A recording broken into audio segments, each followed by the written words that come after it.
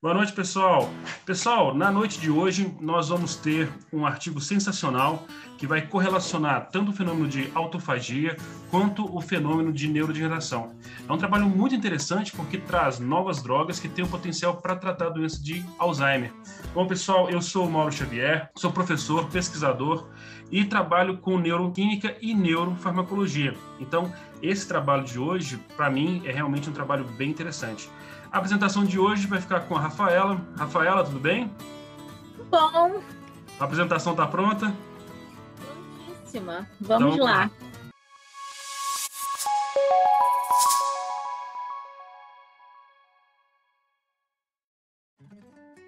Boa noite. Meu nome é Rafaela.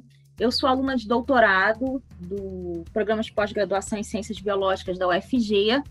Faço parte do Neurolab, o meu orientador é o professor Mauro Cunha Xavier Pinto, e hoje eu vou fazer a apresentação de um artigo para vocês, cujo título é A ativação da autofagia mediada por PPARA reduz a patologia semelhante à doença de Alzheimer e o declínio cognitivo em um modelo murino. Certo? Esse artigo ele foi publicado no ano passado, em 2020, na revista Autophagy, e foi publicado por pesquisadores chineses, o primeiro autor aqui, o Hongkan Lu, ele faz parte da Academia de Ciências Chinesas, na província de Yunnan. O fator de impacto da revista é em torno de 9. Tá? Então, a gente vai começar falando um pouquinho sobre esse artigo. Então, vamos começar na introdução. Falar um pouquinho sobre a doença de Alzheimer, o artigo traz, a doença de Alzheimer, o modelo em camundongos. A doença de Alzheimer, ela é uma doença neurodegenerativa, é a doença neurodegenerativa mais comum, tem relação com a idade. Então, a idade do indivíduo está diretamente relacionada com a patologia. Quanto mais avançada a idade, maior a chance desse indivíduo desenvolver a doença de Alzheimer. Infelizmente, é uma patologia irreversível, ainda não existe nenhum medicamento que reverta o quadro. A principal característica da doença é a perda progressiva da memória, Então, os indivíduos que são acometidos pela doença têm perda progressiva da memória, também declínio cognitivo, e como achados histopatológicos são as placas senis, que são formadas por peptídeo beta-amiloide. Então, já se sabe que a produção excessiva desses peptídeos beta-amiloides, que acontece na doença de Alzheimer, mostrando aqui esses peptídeos beta-amiloides, e os déficits na sua depuração, então, esses peptídeos amiloides muitas vezes não conseguem ser depurados, eles desempenham papéis essenciais ou causais na patogênese da doença de Alzheimer. Então, o aumento da depuração desses peptídeos no tecido cerebral seria uma estratégia promissora para prevenção e tratamento da doença de Alzheimer. Então, qual seria a forma de aumentar essa depuração desse peptídeo beta-amiloide? Seria através da autofagia. Então, o artigo ele foca na autofagia. Então, a gente vai falar um pouquinho sobre a autofagia. O que é a autofagia? A autofagia ela é um processo de autorrenovação das células que degrada macromoléculas e organelas danificadas através da via lisossomal. Existem, basicamente, alguns autores falam em 3, mas alguns autores também classificam em 4. Eu coloquei aqui os principais tipos de autofagia, a macroautofagia, que vai ser o foco do artigo aqui hoje, que é implicada na doença de Alzheimer, a mais relevante para a doença de Alzheimer. Nós temos também a microautofagia, onde porções do citoplasma, que precisam ser degradadas, ou macromoléculas, organelas, são englobadas diretamente no lisossoma. Existe a autofagia mediada por chaperonas, que é mais específica, Então, algumas proteínas ou algumas organelas são marcadas para serem destruídas, e existe também a autofagia mitocondrial, que também é chamado de mitofagia. Só que aqui no artigo nós vamos focar na macroautofagia. a gente vai chamar simplesmente de autofagia, né? Então, é macroautofagia que a gente vai estar falando aqui, e é a que é mais estudada e relevante para a doença de Alzheimer. E relacionando, né, a autofagia com a doença de Alzheimer, então já foi descrito que a disfunção autofágica ela está relacionada com a patogênese de muitas doenças neurodegenerativas, a doença de Parkinson também, inclusive na doença de Alzheimer. Então, de uma forma bem simplificada aqui para a gente ver a autofagia, né, ela acontece com a ativação ou alongamento, né, do fagóforo. Então, ocorre a produção de uma membrana, né, que vai englobando o material citoplasmático ao ser englobado aqui. Esse fagóforo, ele se fecha, né, é a maturação, e forma o autofagossomo. Então, o fagóforo maduro é um autofagossoma. Esse autofagossoma, ele se funde com o lisossoma, né? Então, como a gente sabe, o lisossoma ali tem o conteúdo interno dele extremamente ácido, então é capaz de degradar organelas e macromoléculas, né? Então, quando ocorre essa fusão do autofagossoma com o lisossoma, chamado de autolisossoma, e ocorre a degradação dessas partículas aqui que estão no interior dessas vesículas. Agora aqui, de uma forma mais detalhada, né, a autofagia, ela é regulada, tem um processo extremamente regulado. Ela começa, né, como a gente viu lá, com a formação do fagóforo, só que para ocorrer a formação desse fagóforo, existem dois complexos principais de proteína, né, que regulam, que é esse complexo LK e o complexo VPS34. Esse complexo LK, né, formado principalmente aqui pela proteína LK1, ele é regulado negativamente através de mTOR. Então, o mTOR, ele inibe, né, a ativação desse complexo LK, e a MPK, né, a proteína MPK, estimula. Então, se você tem em condições de deprivação de nutrientes, né, ou ausência de fatores de crescimento, você vai ter inibição de mTOR, né? Então, se você inibe o que está inibindo, você ativa. E ativação dessa proteína, desse complexo LK, né, pela proteína MPK. Então, quando você tem a ativação desse complexo, principalmente dessa proteína aqui, o LK1, você vai ter a fosforilação da Bclin, né, que faz parte desse complexo aqui, VPS34. Então, ativação da Bclin-1. A Bclin-1, a fosforilação da Bclin-1, a fosforilação da Bclin-1 ativa esse complexo VPS34 aqui, nessa proteína VPS34, que ela é uma fosfatidil-inositol 3 quinase, né, de classe 3, ou seja, ela vai fazer com que ocorra a produção de fosfatidil-inositol trifosfato aqui, que vai ser o responsável pela iniciação aqui da formação da membrana aqui do fagóforo. Só que para esse fagóforo ele amadurecer, né, se tornar um autofagossomo, é necessário que uma outra proteína chamada LC3 seja inserida aqui na membrana, né? Então, para que essa proteína LC3 seja inserida, é importantíssima a produção, né, a geração desse fosfatidil-inositol trifosfato por essa proteína aqui, VPS34. Então, o que acontece? Essa proteína LC3, ela se encontra solúvel no citossol, ela é clivada por essa proteína relacionada à autofagia aqui, a TG4, ela é clivada a LC3-1, e através, né, de uma série de outras proteínas que estão envolvidas também, são proteínas relacionadas à autofagia, a TG10, a TG7, a TG16, essa proteína LC3 é conjugada com fosfatidiletanolamina e é inserida na membrana do fagóforo. E é muito importante porque essa proteína LC3-2, né, que ela é conjugada com a fosfatidiletanolamina, ela serve de âncora para uma série de outras proteínas. Por exemplo, aqui a gente vai ver no artigo a proteína P62. Ela é muito importante para marcar também a degradação lisossomal, né? A gente vai falar sobre essas proteínas LC3, LC3-1, LC3-2, Bclin, né? Então, a partir do momento que esse fagóforo é formado com todas essas proteínas, ocorre um amadurecimento, né? A formação do autofagossoma. Esse autofagossoma se funde com o lisossoma, né, formando o autolisossoma, né, que ocorre a degradação do material que foi englobado aqui, né, e esses nutrientes e metabólitos podem ser reaproveitados pela célula. Então, aqui mostrando de uma forma mais regulada, né, o processo da autofagia. É importante a gente ressaltar que em pacientes com a doença de Alzheimer, a sinalização mTOR, né, é aumentada, levando a um nível mais baixo de autofagia. Então, a gente viu, né, que o mTOR, ele inibe a autofagia. Então, já foi demonstrado que na doença de Alzheimer, esses indivíduos, né, eles tinham uma sinalização mTOR aumentada, então, consequentemente, autofagia inibida.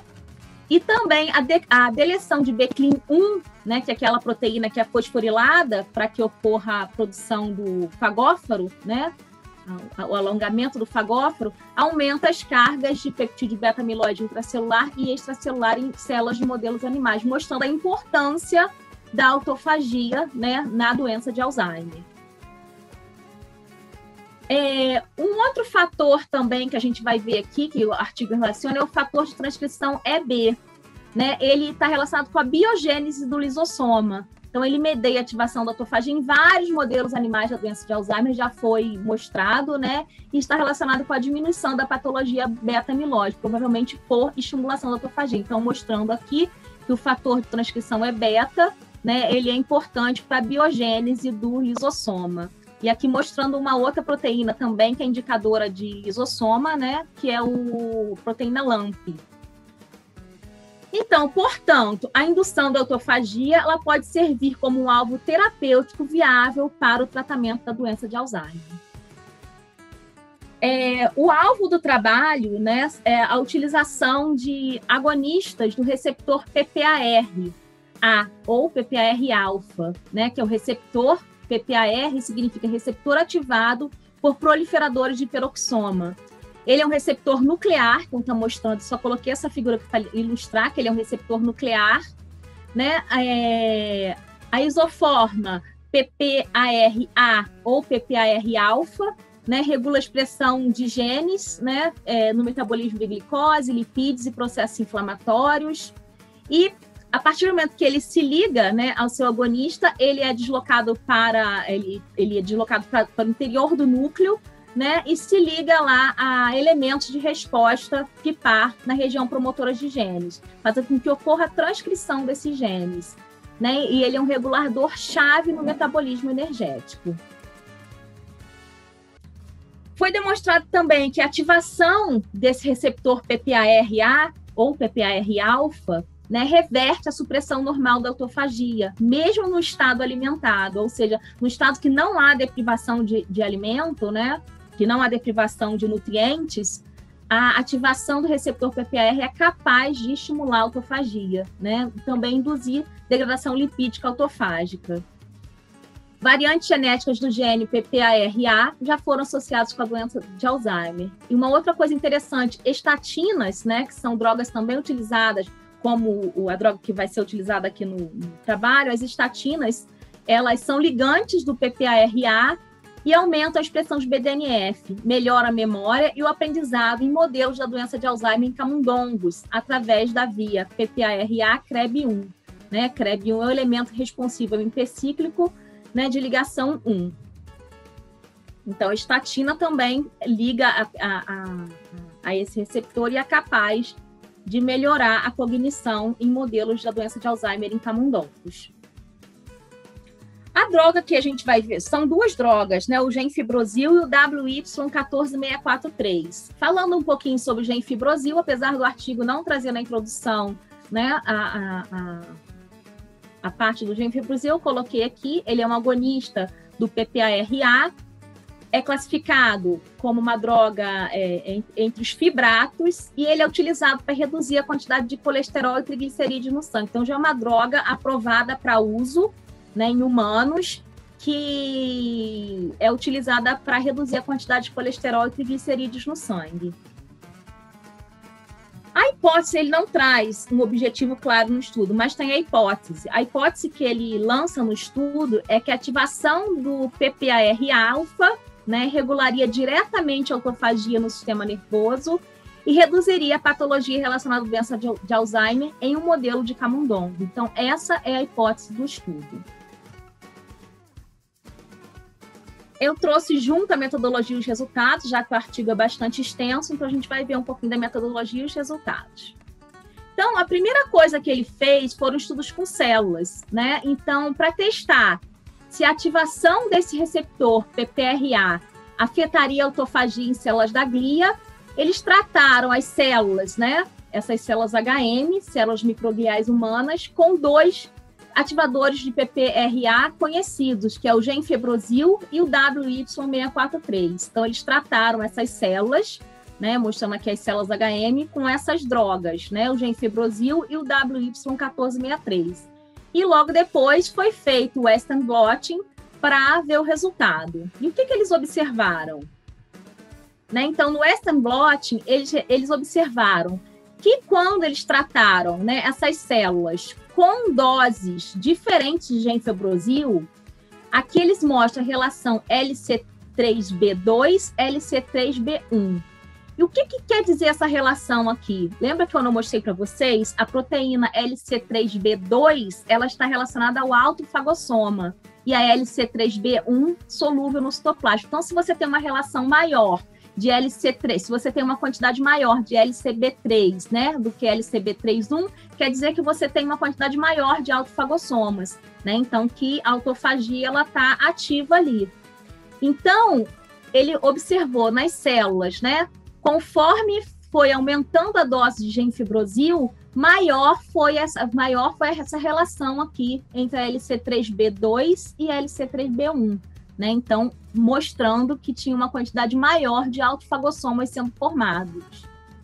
E essa proteína SQTM1 ela é chamada também de P62, é a mesma coisa, SQSTM1 e P62. E o que acontece? Não sei se vocês perceberam quando eu mostrei lá, a proteína P62 ela é degradada, né, no lisossoma. Então, quanto maior a quantidade de genfebrosil, maior foi a degradação dessa proteína P62. Isso quer dizer que ocorreu uma maior fusão do lisossoma com o autofagossoma, né, mostrando que o processo autofágico foi estimulado. Então, o mesmo a gente observou com o genfibrosil e com o WY1463. Então, a gente teve uma maior formação de autofagossoma por conta dessa relação aqui, que foi aumentada, né, LC3B2 em relação a LC3B1.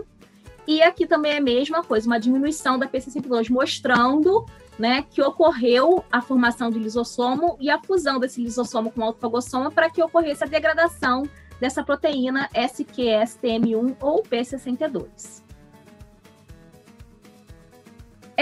Então, para eles realmente verem que essa relação, que existia relação entre esse aumento da autofagia com o PPARA, eles utilizaram o RNA de interferência. Então, agora que eles trataram as células com os agonistas, né, com genfibrosil com WY1463, e utilizaram o RNA de interferência para silenciar o gene do PPRA. Né? Então, eles determinaram essa eficiência por Western blotting. E o que eles observaram? Né? Quando eles incluíram, aqui é só o controle, né? Ou seja, o RNA de interferência que não silenciava o gene, e quando eles usaram o RNA de interferência com o genfibrosil, o que aconteceu? Não ocorreu a formação de autofagossoma, ou seja, não aumentou essa relação aqui, né, entre LC, então quer dizer que não está formando autofagossoma aqui. E a mesma coisa, o mesmo padrão a gente observou aqui, quando ele acrescentou o RNA de interferência, né, na dose de 100 de 250 aqui que ele colocou, né, do genfibrosil, o que aconteceu com a proteína P62? Não foi degradada. Então isso quer dizer que não ocorreu a fusão do lisossoma com o autofagossoma. Então, aqui ocorreu uma parada desse processo autofágico, desse fluxo autofágico. Né? Então, o mesmo padrão foi observado para o genfibrosil e para o WY14643, né? Que são os dois agonistas. Então, esse resultado sugere que o PPRA é um regulador positivo da autofagia e medeia a autofagia induzida pelo genfibrosil e o WY14643. Então, aqui eles viram que o PPRA, né, PPARA, estava relacionado com o processo autofágico, né, induzido pelos agonistas. Aí, o que eles observaram? O que eles quiseram ver aqui? Agora, o fluxo autofágico, né? Então, eles utilizaram vírus, né? Vírus que expressavam essa proteína LC3 marcada com a proteína fluorescente vermelha e verde em tandem, ou seja, em sequência. Então, mostrando aqui a proteína LC3, né? O vírus tinha no seu gene, né? O código, né? Para a produção da proteína LC3, marcada com fluorocromo verde e com fluorocromo vermelho. Então, quando esse vírus infectava a célula, né, que iria ser analisada, a informação genética do vírus fazia com que, né, essa célula produzisse a proteína LC3 com a marcação verde e com a marcação vermelha, né, com fluorocromo verde e com fluorocromo vermelho. E o que acontece? Só que no autofagossomo os dois florescem, verde e vermelho. Só que aqui no lisossomo, esse fluorocromo verde, né, esse GFP, ele é sensível, né, ao ambiente ácido do lisossoma. Então, só tem o vermelho. Então, se ocorreu o fluxo autofágico, quer dizer que a gente vai ter uma grande quantidade de pontos vermelhos nas células. E aqui a gente observa, né? Eles trataram as células com controle aqui é a célula controle, tratado com genfibrosil e com WY. Então, a gente observa aqui uma grande quantidade em relação, porque se a gente observar aqui o controle, né, e o tratado com genfibrosil, a gente observa aqui que tem uma grande quantidade de pontos vermelhos, indicando, né, que o genfibrosil estimulou o fluxo autofágico. Aqui é a mesma coisa, tanto com genfibrosil quanto com WY, aqui a gente vê, né, o tratamento com genfibrosil e com WY. Perdão, com genfibrosil e com WY aqui, né, sem o RNA de interferência. A partir do momento que a gente coloca o RNA de interferência, né, que silencia o gene PPAR, o que acontece? Essas células, o fluxo autofágico não ocorre. Então, a gente não vê mais pontos vermelhos aqui nessa célula, né, que está relacionada com a autofagia, né, a presença dessa proteína LC3 no lisossoma. Né? Então, aqui a gente não vê. Então, aqui observou então, que o tratamento com agonista teve um efeito semelhante no aumento do fluxo autofágico com a rapamicina. Aqui são algumas figuras suplementares que eles colocam no artigo que a rapamicina é um indutor da autofagia, então esse tratamento com agonista foi bem semelhante ao tratamento com a rapamicina, né, que é um indutor da autofagia já bastante conhecido. Então, aqui a gente vê, né, a grande quantidade de pontos vermelhos, indicando que tem ali a presença no lisossoma. Né? Então, o lisossoma degradou a proteína verde e ficou só a vermelha aqui.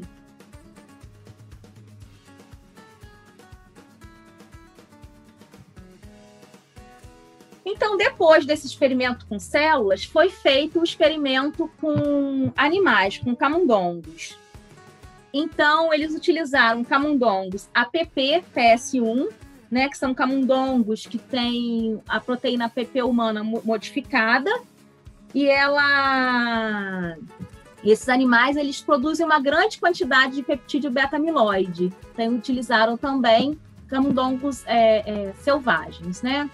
E esses camundongos eles foram tratados durante 2 meses, tanto com o genfibrosil ou o WY1463 diluído, né, em DMSO e colocado na água de bebida. Então, esses animais, eles beberam ou o genfibrosil ou o WY, né, diluídos em DMSO. E o controle foi só água com DMSO. Então, essa água teve disponível para esses animais à vontade, ad libitum, né, durante 2 meses. Então, eles foram tratados durante 2 meses com as drogas. E após esses 2 meses, né, de tratamento, foi feita a avaliação comportamental. Eles fizeram o labirinto aquático de Morris e também fizeram o campo aberto. Então, aqui o Morris, o animal ele é colocado numa piscina, né, onde tem uma plataforma e ele tem sessões de treinamento para ele encontrar essa plataforma aqui, né? Então, ele vai sendo treinado, no caso, foram 7 dias de treinamento, foram 3 treinos por dia, com intervalo de 90 minutos. Então, aqui mostrando que os animais, né, normais, sem a mutação, eles encontravam a plataforma bem mais facilmente do que os animais que tinham a mutação, né, os animais APP-PS1. Então, mostrando aqui, né, que eles, até encontrar a plataforma, eles percorriam um caminho bem maior. Então, o primeiro resultado que eles tiveram foi na capacidade de aprendizagem desses animais, né? Então, eles compararam vários grupos aqui, né? O littermate, que é o selvagem, tratado com veículo, o littermate tratado com os agonistas, né? Os animais APP tratado com os 2 agonistas. Então, o que a gente observa aqui nesse gráfico? Que os animais littermate, né, que são esses pretinhos aqui, né, eles, com o passar do tempo, foi reduzindo, né? Então, com o passar dos 7 dias, foi reduzindo o tempo que eles gastavam até encontrar a plataforma, né, a latência de escape. Então, foi reduzindo aqui. Então, eles foram aprendendo. Quando a gente compara, né, esses animais aqui littermate com a APP-PS1, olha aqui, né, eles demoraram um tempo muito maior para encontrar a plataforma. Então, durante 7 dias, eles tiveram maior dificuldade. Então, demoraram mais tempo para encontrar a plataforma, né? Aprenderam menos, né? A capacidade de aprendizagem desses animais era menor. Mas quando esses animais APP-PS1, né, foram tratados tanto com WY quanto com genfibrosil, que aqui é o roxinho e o verde, a gente vê que esse tempo, né, essa latência de escape diminuiu, ou seja, eles gastaram menos tempo para encontrar a plataforma. Então, melhorou a aprendizagem desses animais, né? E tem diferença significativa aqui em relação ao APP, né, sem tratamento nenhum. Então, mostrando, né, que esses agonistas, eles melhoraram a capacidade de aprendizagem aqui. Aqui a distância percorrida também segue o mesmo padrão, né? A gente viu aqui que os animais APP, né, sem tratamento, percorreram uma distância muito maior até encontrar a plataforma, e os animais tratados com genfibrosil e com WY, houve uma diferença significativa, né, percorreram uma distância menor, ou seja, acharam com mais facilidade, encontraram com mais facilidade a plataforma, né.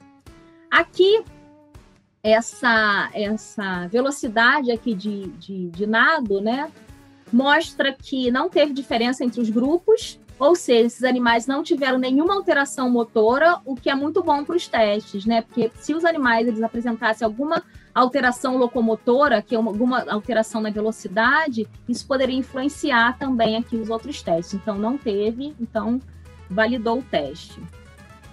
Aqui, eles fizeram outra avaliação aqui no labirinto, né, de Morris ainda.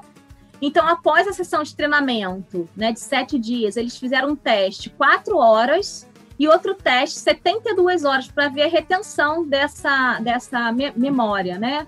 Então, aqui é o tempo no quadrante-alvo, né, a porcentagem de tempo no quadrante-alvo e no quadrante oposto.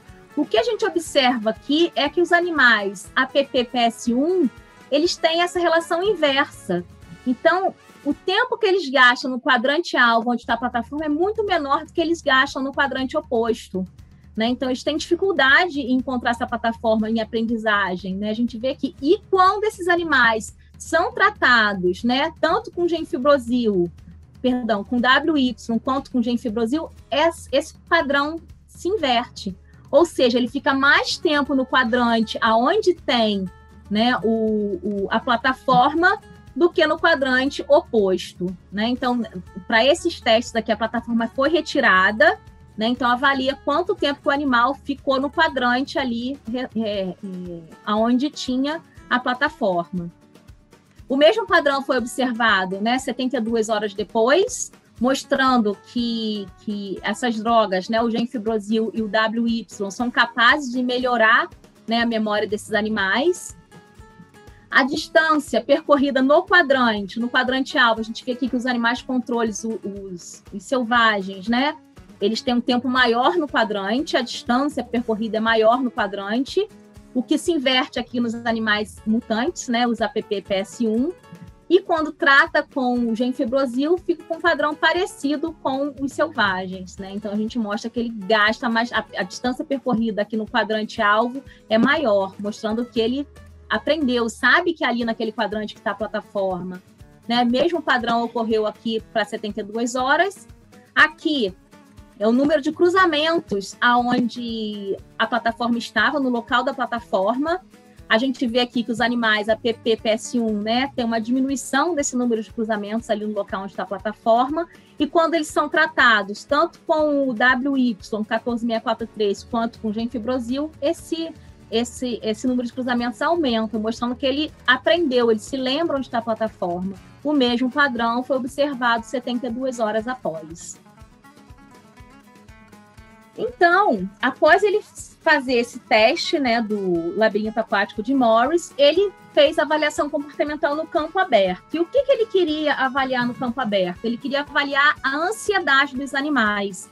Então, os animais, quando ficam muito na lateral, né, do aparato, quer dizer que eles estão muito ansiosos, eles tentam se proteger, né, pela própria parede do aparato. Então, quanto mais ansioso o animal estiver, mais aqui na periferia ele vai ficar. Então, eles avaliaram a ansiedade, né? Então, eles viram que os animais, aqui está mostrando o padrão, né, de movimentação dos animais no teste, e eles observaram que, em relação à distância atravessada, não teve diferença. Então, isso é legal também, mesma coisa da distância percorrida lá no nado, né, no labirinto aquático de Morris. Então, não teve diferença na locomoção desses animais, né, na distância atravessada. Então, eles não tinham nenhuma alteração motora, mas foi observado que os animais APP-PS1 ficavam muito menos tempo no centro. Então, eles ficavam mais tempo na periferia. Então, o tempo no centro foi menor, mostrando que esses animais eram mais ansiosos. E quando foram tratados tanto com o WY e o genfibrosil, esse tempo no centro foi revertido, mostrando que essas drogas também são capazes de diminuir a ansiedade nesse modelo animal.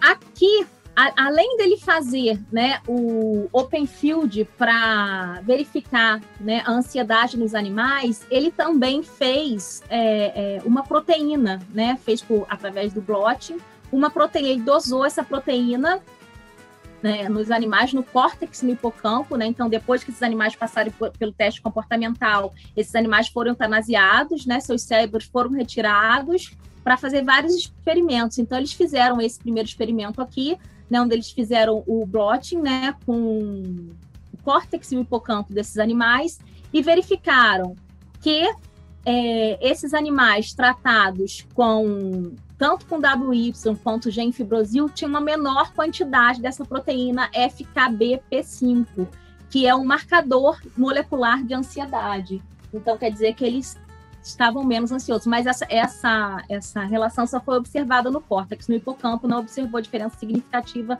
nenhuma. Então, mostrando aqui, mais uma vez, confirmando que essa droga foi capaz de reduzir a ansiedade nos animais, essas drogas, né? Tanto genfibrosil quanto WY. Aqui, eles fizeram para ver neuroplasticidade, se essas drogas eram capazes de aumentar a neuroplasticidade nesses animais APP-PS1. Então, eles utilizaram a proteína sinaptofisina, que é pré-sináptica, e essa proteína DLG4-PSD95. E eles viram que em ambos os tratamentos, tanto com genfibrosil quanto com WY1463, nos animais APP-PS1, né, essas proteínas estavam aumentadas, né, o nível relativo dessas proteínas estavam aumentados. A sinaptofisina, né, e a sinaptofisina, tanto com tratamento com genfibrosil, quanto com tratamento com WY. Aqui o mesmo padrão foi observado com a DLG4, né, que é a proteína pós-sináptica, né, indicativo de que está ocorrendo neuroplasticidade com a utilização dessas drogas. Aqui eles fizeram uma imunohistoquímica, né, utilizando no hipocampo dos animais, né, dos animais APP-PS1, tanto tratados com genfibrosil quanto com WY, e verificaram também, através da imunohistoquímica, né, que ocorreu um aumento também dessa proteína, da imunorreatividade para DLG4, né, que é a proteína pós-sináptica, confirmando aí a neuroplasticidade. Aqui eles fizeram o Golgi, né, e através do Golgi, eles fizeram tanto com selvagens quanto o APP-PS1, e eles observaram, né, nessas imagens aqui do Golgi, como a gente vê aqui, as espinhas dendríticas sendo mostradas aqui, né, então, através da análise, eles viram que os animais APP-PS1 tratados com genfibrosil, com WY, com genfibrosil, apresentavam um número maior de espinhas dendríticas, né, mostrando, também confirmando aqui a neuroplasticidade aumentada com o uso dessas drogas. Então, todos esses resultados juntos demonstram que os agonistas PPARA podem reduzir a disfunção sináptica, né, mostrado pelo aumento tanto da proteína sinaptofisina quanto da DLG4, sintomas de ansiedade e déficit de memória em APP-PS1. Então, mostrando aí a importância da utilização dessas drogas. Aqui, eles fizeram agora, né? Então, eles avaliaram a quantidade de peptídeos beta-amiloides presentes, né, no córtex e no hipocampo desses animais, né? Os animais APP-PS1. Então, eles viram que o número total, né, de proteína beta-amiloide foi diminuída, né, com o tratamento com as drogas, tanto o total de peptídeos beta-amiloide, quanto a proteína beta-amiloide AB42, quanto a AB40, mas a relação entre as duas não estava alterada. Mas você teve uma diminuição, né, de todos os níveis dessas proteínas beta-amiloide, tanto no hipocampo quanto no córtex. Então, a gente teve o mesmo padrão. Então, com a utilização das drogas, a gente teve uma diminuição, né, total desses peptídeos beta-amiloides, né? Então, reduziu as quantidades de beta-amiloide total solúvel no hipocampo e tecidos do córtex. Aqui eles fizeram um ELISA para ver a parte insolúvel, né? Lá foi com a parte solúvel, aqui a proteína beta-amiloide insolúvel. Então, eles observaram aqui, né, o tratamento dos APP-PS1 com o veículo. E o que aconteceu quando tratou com genfibrosil e com WY? Ocorreu uma diminuição, né, no mesmo padrão observado no gráfico anterior, uma diminuição do peptídeo beta-amiloide 40, né, tanto no tratamento com genfibrosil quanto com WY, do 42 também, mostrando aqui que teve uma diminuição também significativa, né, a gente vê aqui que é significativo. E na relação das duas não teve diferença, mas a gente vê que teve diferença aqui, né? Tanto no beta-amiloide 40 quanto no beta-amiloide 42. Então, agora, eles queriam testar. Eles viram em células, né, que ocorria o aumento da autofagia quando você tratava as células, né, com genfibrosil, e que esse aumento da autofagia estava relacionada com o peptídeo, com PPARA, né? E agora eles vão testar se o nível reduzido dessa proteína beta-amiloide foi associado à autofagia em animais, né? Então, eles fizeram aqui, né, no hipocampo e córtex, aqui é só do hipocampo, né, imagem aqui do hipocampo, e eles aqui eles analisaram como que estaria o nível, né, tanto do PPRA, nível de proteína, né, do PPRA e das proteínas relacionadas à autofagia. Então, eles observaram que, né, nos animais tratados só com veículo, tinha aqui eles colocaram como 1, né, colocaram como padrão, e quando tratou com genfibrosil e com WY, ocorreu um aumento, né, na quantidade dessa proteína PPRA, né, que é o receptor que ele está analisando no artigo. Também aconteceu com BCLIN, né? Então teve um aumento também, que a gente viu que a BCLIN ela é importante, né, para iniciar a autofagia, então ocorreu um aumento. Essa relação aqui, LC3B2, LC31, que está relacionada com a formação do autofagossomo, também aumentada. A SQTM1 ou P62 também diminuída, né, mostrando que ocorreu a fusão do lisossoma com o autofagossoma. Como a gente vê, essa proteína ela é destruída no lisossoma. O fator de transcrição é beta, que está relacionado com a biogênese do lisossoma, está aumentado, né? E a proteína LAMP1 também está aumentada, né? Então, todos têm diferença significativa. Então, mostrando, né, que tanto o genfibrosil quanto o WY foram capazes de estimular a autofagia no tecido animal. Aqui, no caso, é hipocampo.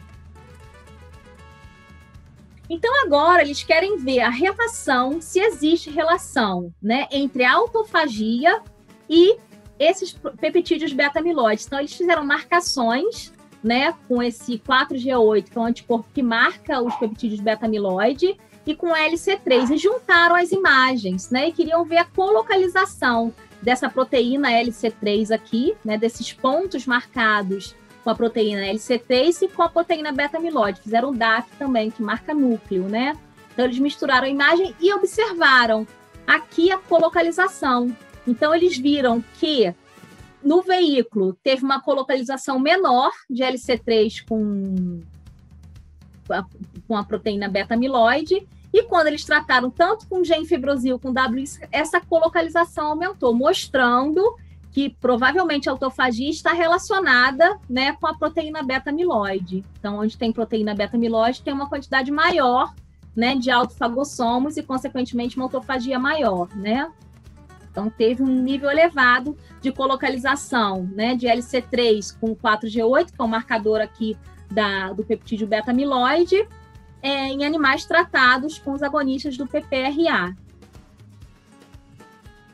Aqui mostrando, então eles fizeram para o autofagossoma e agora eles fizeram essa colocalização com marcador de lisossomo, e eles observaram o mesmo padrão, aonde tinha, né, proteína beta-amiloide nos animais tratados tanto com genfibrosil quanto com WY, tinha também lá a proteína beta-amiloide. Então, associando já aqui a autofagia com a proteína beta-amiloide, né? Então, aqui mostrando também, aqui é no hipocampo. Então, mostrando aqui a marcação com o LAMP1, que é o marcador de lisossomo. Então, a gente vê aqui que tem uma maior colocalização, né, quando trata tanto com genfibrosil quanto com WY, a gente observa aqui a colocalização, né, do LAMP1 com beta-amiloide.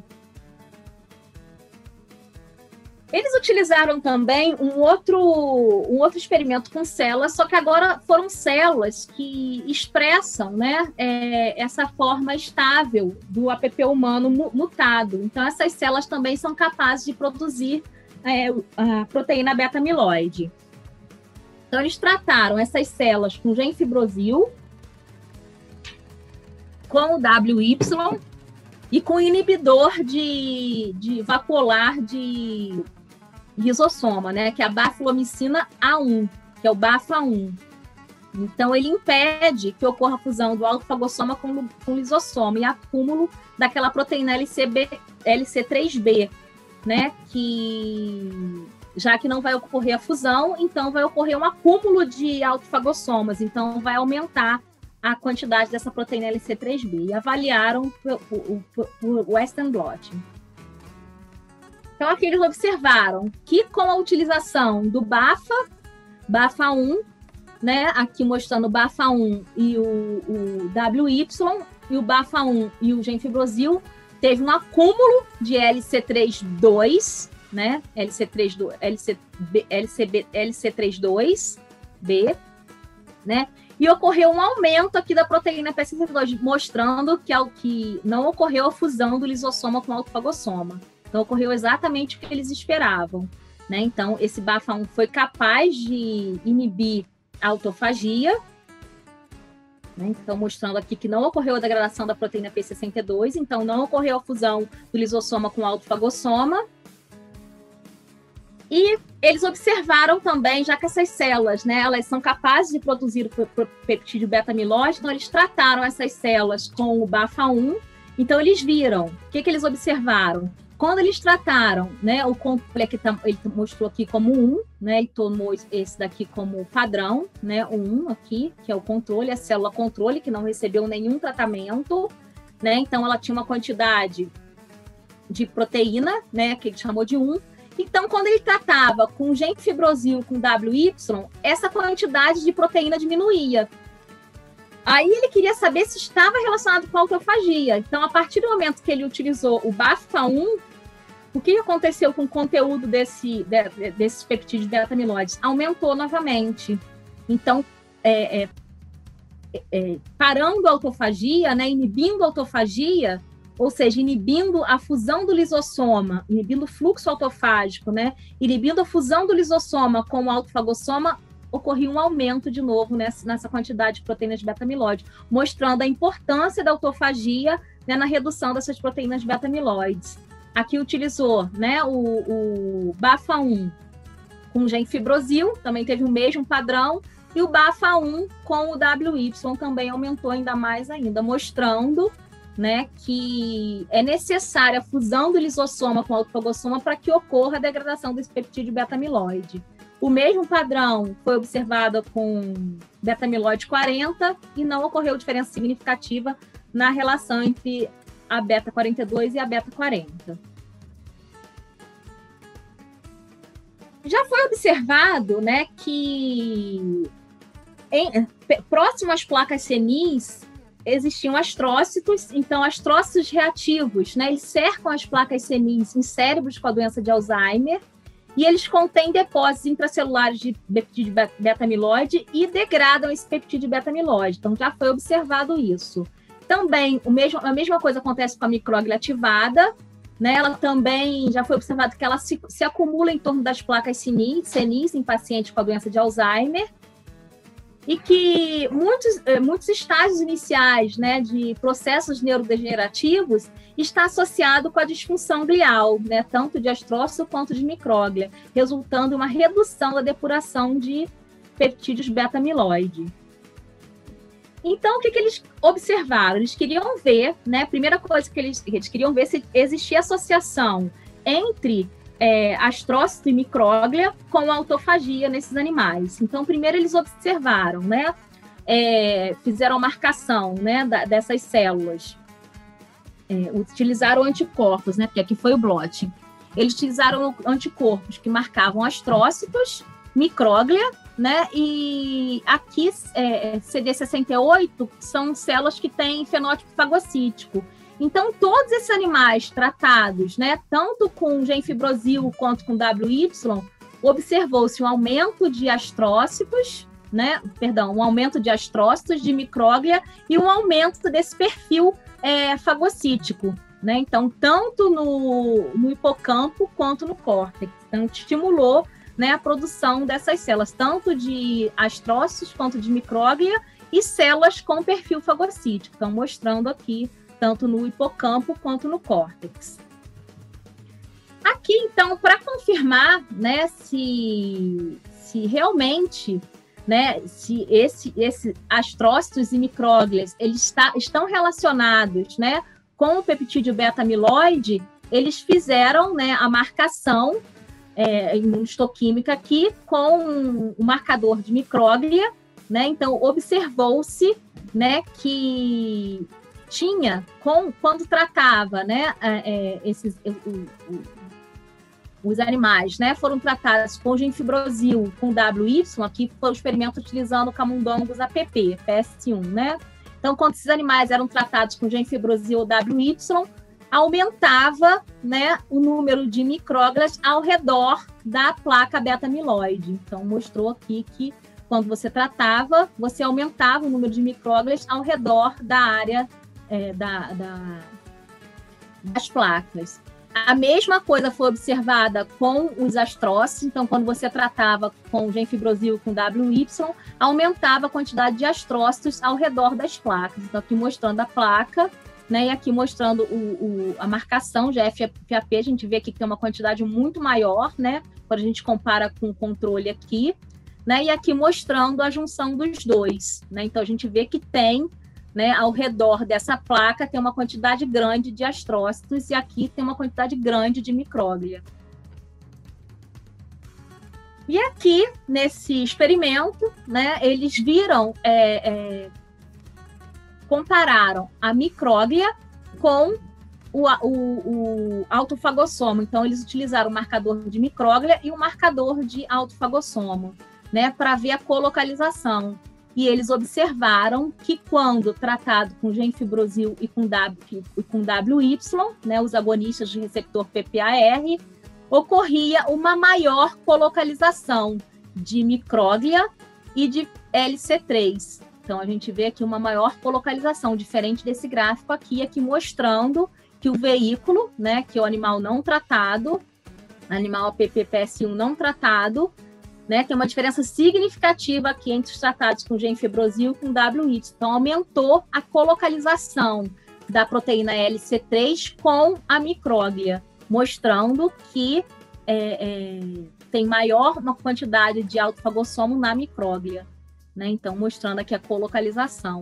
E aqui a mesma coisa, o mesmo padrão foi observado com astrócitos. Então, a gente vê aqui, né, os astrócitos e o LC3. Então, a gente vê aqui marcado, né, quando junta as duas imagens, a gente vê que tem uma quantidade grande de colocalização de astrócitos, né, com LC3. Então, eles viram aqui, né, que tanto o gemfibrosil quanto o WY14643 aumentaram a depuração de peptídeo beta-amiloide via autofagia, né, através da participação de micróglia e astrócitos.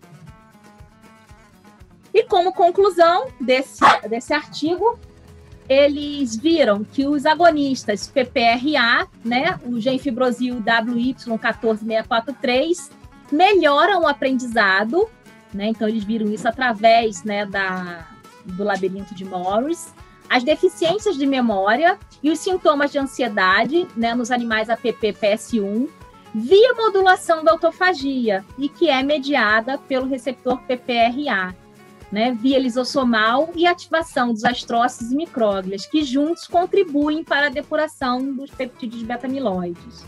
Então, esses resultados eles são muito importantes, porque eles mostraram um novo mecanismo por trás do efeito terapêutico do gemfibrosil e do WY14643 na doença de Alzheimer.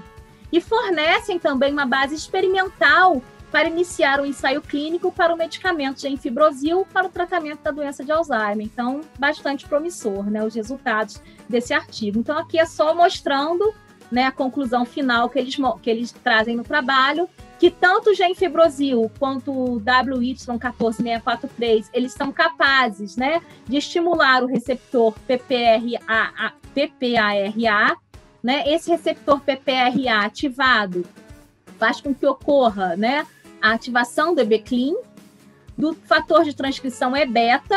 Então, a EBCLIN vai estimular a produção de autofagossoma, né, que é capaz de englobar, né, as proteínas beta-amiloides, e o fator de transcrição E-beta estimular a biogênese de lisossomo, né, então fazer com que ocorra a fusão do lisossoma com o autofagossoma, né, aumentando o fluxo autofágico, então formando aqui o autolisossoma, e nesse autolisossoma, esse peptídeo beta-amiloide pode ser degradado, né? Então, a degradação desse peptídeo beta-amiloide vai aumentar, né, as espinhas dendríticas, a sinaptofisina, né, que são marcadores lá de neuroplasticidade, a sinaptofisina, essa DLG4, né, e que vão melhorar, né, os sintomas cognitivos e de ansiedade em modelos da doença de Alzheimer. Então, era isso. Muito obrigada.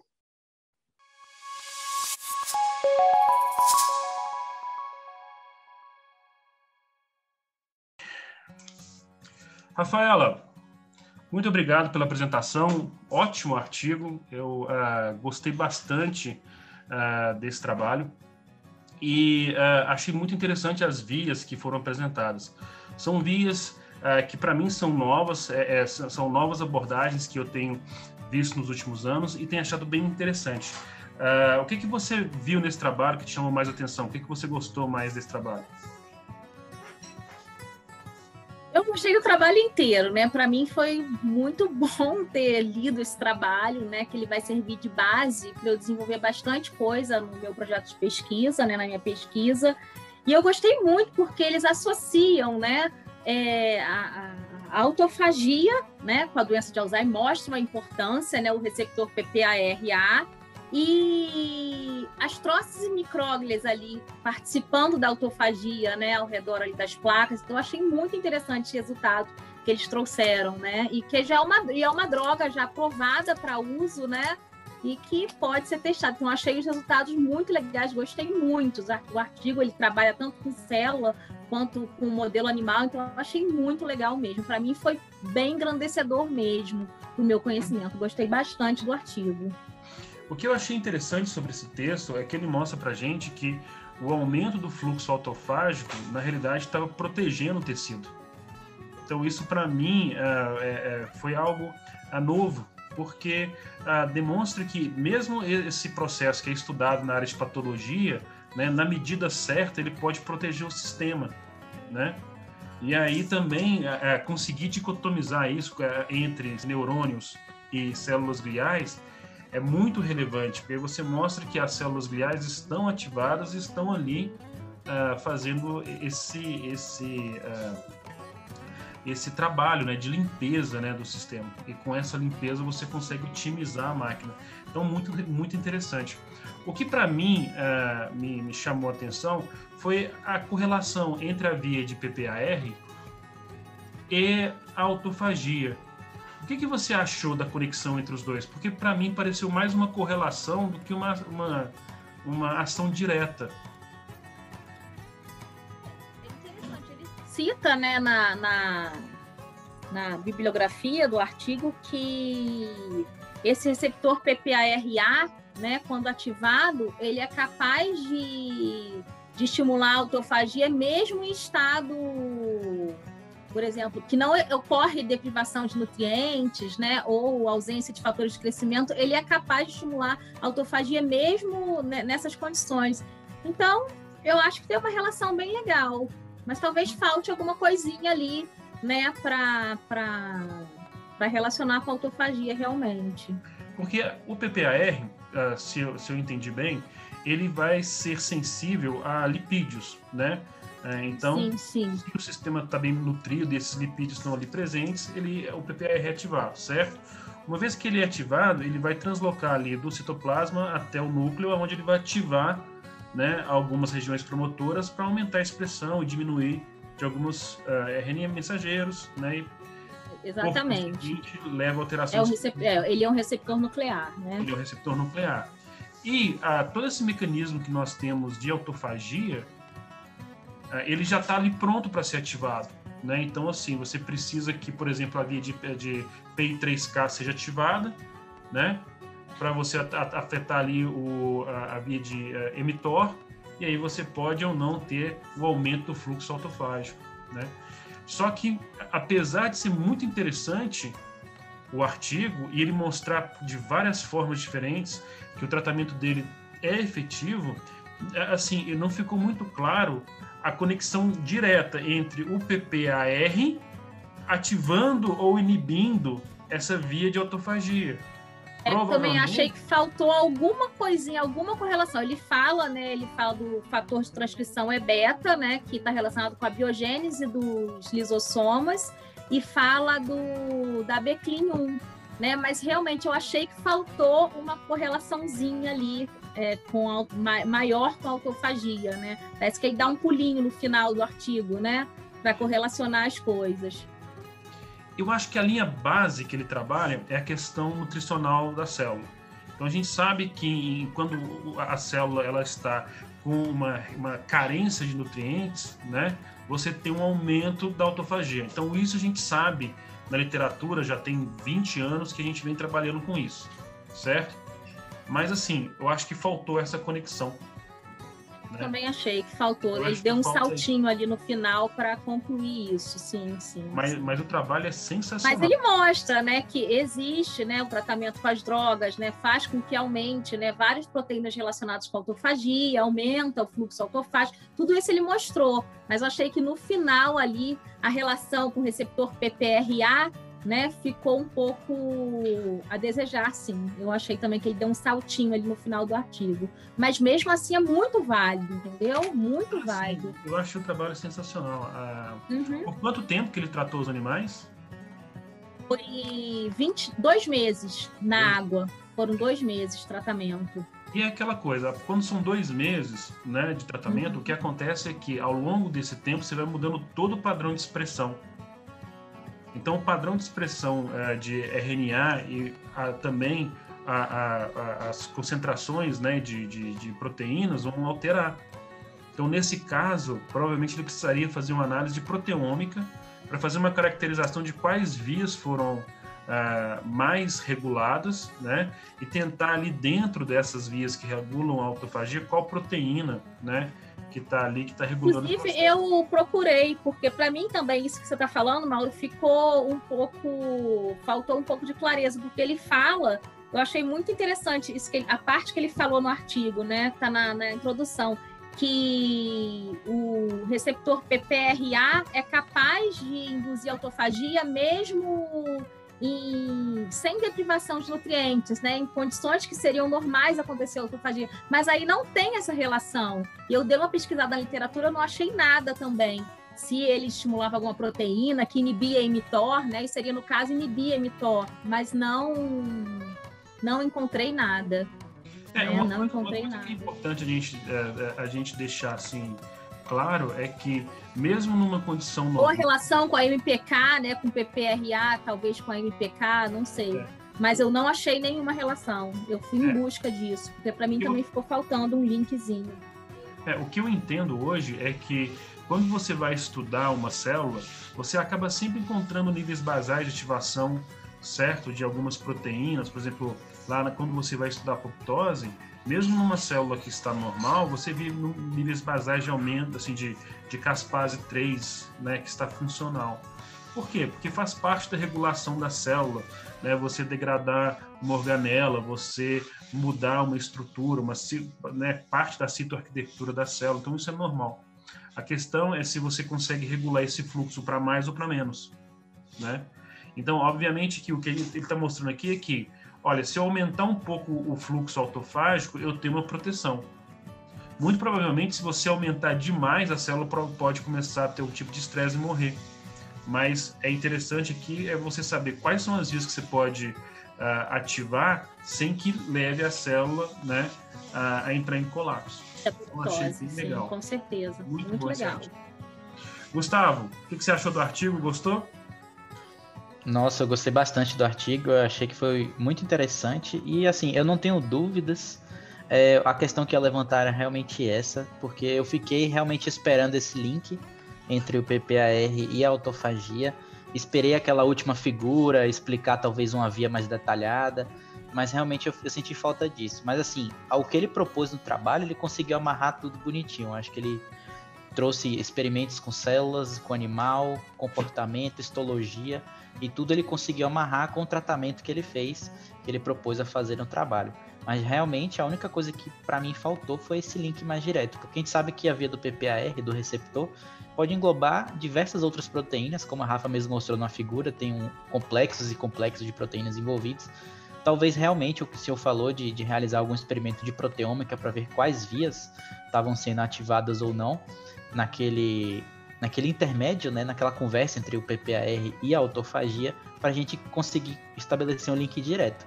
Mas fora isso, assim, o trabalho ele não deixa falha nenhuma. Até, por exemplo, o padrão de uma alteração no padrão de fosfolipases, né, que vão, por exemplo, degradar os fosfolípidos de membrana, né, ali dentro, lipases poderiam também mudar o padrão de ativação de PPAR, né? E que a gente pode observar também que o tratamento de longo prazo acaba levando a um aumento da expressão dessa proteína, né? o que de certa forma também já é esperado, né? Porque assim, ela está num padrão, você bloqueia, a tendência do sistema é aumentar, né? E aí o que isso está fazendo, né? É por isso que é bom entender o sistema no curto prazo, que seria o que acontece se eu aplicar a droga. Aí você faria uma análise de quê? De transcriptômica, para você ver, por exemplo, qual que é o padrão, né, de expressão de RNA mensageiro, né? E aí você fazer uma análise, talvez, de longo prazo, onde você estuda as proteínas que, de fato, foram expressas depois que você estimulou num tratamento crônico, por exemplo. Então, isso é bem interessante. E também é um trabalho que tem potencial para alcançar seres humanos, né? Então, é uma via que aí tem um potencial terapêutico interessante já para ser testado em pacientes com Alzheimer. João, o que você acha, João Victor? Eu achei o artigo muito completo, professor, eu gostei bastante. E que nem o senhor falou, eu acho que ele abre brecha para a gente começar ensaio clínico randomizado em humanos para estudar melhor. Quem sabe, né? Uma droga que melhora a memória, né, e reduz a degeneração. Então, pessoal, eu agradeço, acho que por hoje é só, tá? A gente vai se encontrar semana que vem. Muito obrigado pela atenção de vocês e a gente se vê na próxima semana. Tudo bem? Abraço.